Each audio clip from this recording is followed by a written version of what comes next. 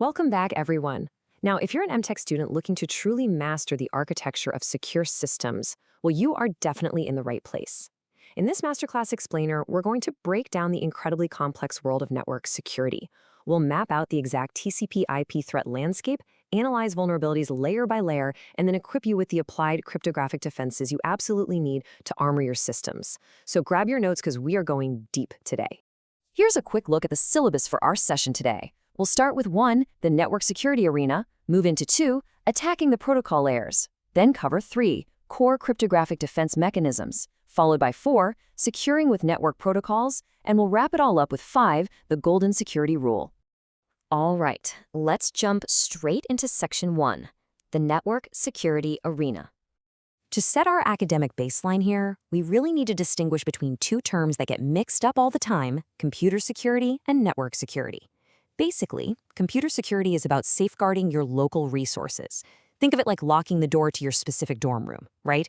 Network security, on the other hand, is the entire campus-wide access control system. It encompasses the overarching policies designed to prevent unauthorized access, misuse, or complete denial of a computer network. And, as you'll see throughout this explainer, it is a constant, high-stakes chess match between attackers and defenders fighting over those campus gates.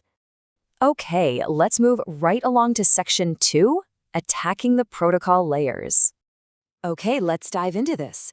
You see, to build genuinely strong defenses, we first have to understand exactly how an intruder plans their strike. They don't just swing blindly, they run probing attacks to obtain relevant data about their target, essentially dodging the security frame to see what's what. They're rattling the doorknobs, looking for open doors. They'll use Nmap to map out the network, IPS sweep to see what hosts are actually alive, Satan, which is quite the dramatic name for a vulnerability scanner, I know, and port sweep to find active services. Basically, they map your architecture so they know exactly where to hit. And this brilliantly illustrates the actual battlefield where all this probing takes place, the TCP/IP stack. Thinking about the classic DARPA model, this is your tactical map. You've got your application layer up top, then transport, internet, and the network interface layer at the foundation. Every single block in this architecture, from HTTP down to IP and ARP, is a potential attack vector. Starting right at the top, the application layer is without a doubt our largest threat surface. Why? Simply because it's the closest to the end user. Vulnerabilities up here exploit the basic services we rely on daily. Attackers might spoof emails via SMTP, misdirect your web traffic entirely through DNS cache poisoning, or completely crush your web servers with an HTTP flood DDoS attack. Even legacy protocols like FTP can leave the door wide open for directory traversal.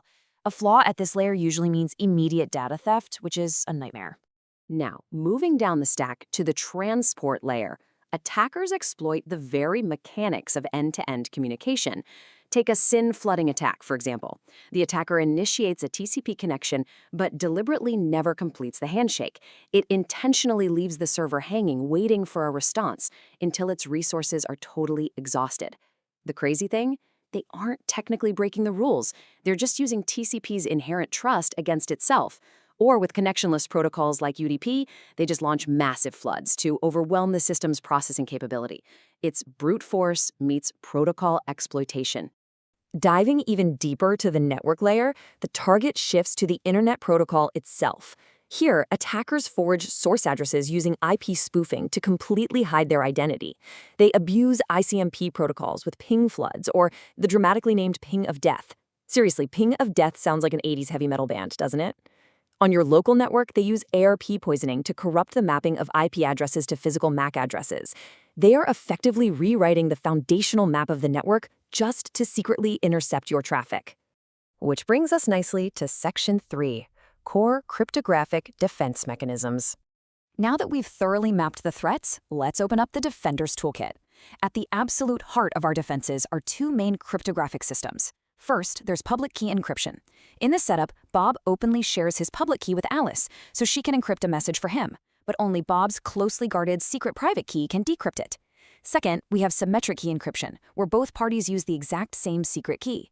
But here's the catch. To ensure a message hasn't been maliciously modified in transit, we use message authentication codes, or MACs. If that MAC is valid, we've got guaranteed message integrity. Looking back at the Data Encryption Standard, or DES, gives us some absolutely crucial historical context here. Way back in 1973, NIST requested proposals for a national symmetric key system, which eventually led to IBM's DES. Now, while DES is considered a legacy symmetric key block cipher today, having been superseded by modern standards like AES, understanding its basic structure and how it generates round keys is literally a rite of passage for any serious MTech student of network security. You have to know where we've been to understand where we're going.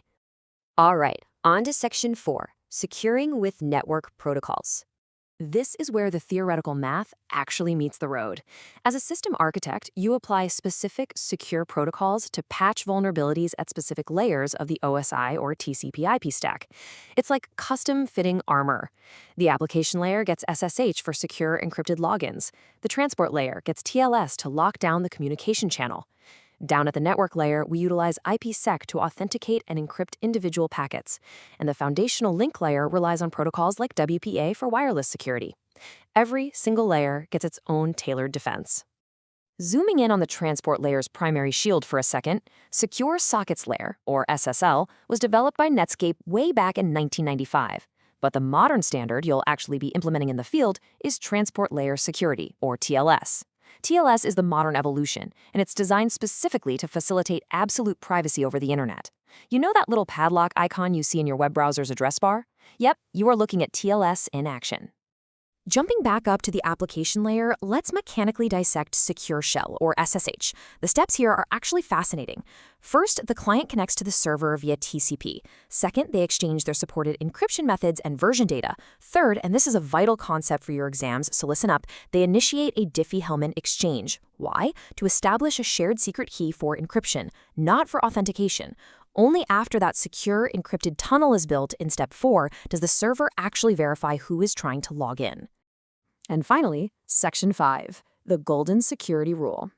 We've covered the attacks, we've covered the math, and we've covered the protocols. But to truly master network security, you need a guiding philosophy. I want you to read this quote and burn it into your memory. Any code that you don't run can't hurt you. This is literally the ultimate defensive strategy. The absolute best way to reduce the risk of an external attack is to turn off every single unnecessary network service. By disabling non-critical applications, you build a stripped-down box that runs the least amount of code possible. It's elegant and it's secure. Which leaves us right here. Knowing all the layer vulnerabilities and the cryptographic defenses we just discussed, your job isn't always to add more protocols to the pile. Honestly, often your job is to simplify. So how will you build a stripped-down network architecture that runs only the absolute minimum code required to function? That kind of restraint is the true hallmark of a master engineer. Thank you so much for tuning into this explainer. Keep studying, keep questioning, and go start securing those networks.